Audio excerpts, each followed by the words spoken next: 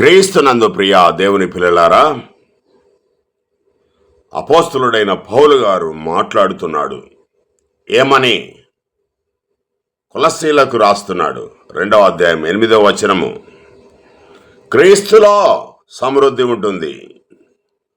ఎందుకు అంటే దేవుడు తన జ్ఞానాన్ని, బుద్ధిని క్రీస్తులో ఉంచాడు.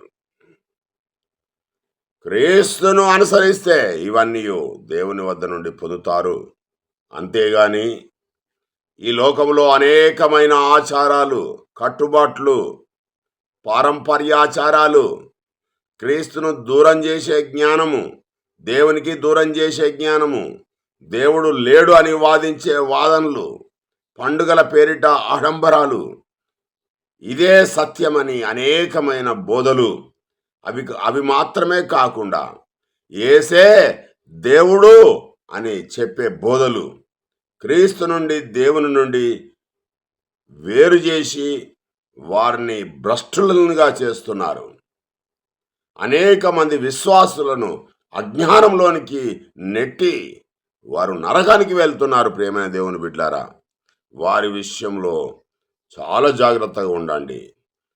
అలాంటి వారి విషయంలో చాలా జాగ్రత్తగా ఉండండి. మీ యొక్క ఆత్మలను పాతాళానికి, నరకానికి తీసుకొని వెళ్తారు. గొర్రె తోలు కప్పుకున్న తోడెళ్ళ లాంటి వారు, పీక్క తింటారు. వారు చూస్తే ఎంతో మంచివారిగా కనబడతారు, కానీ దుష్టులు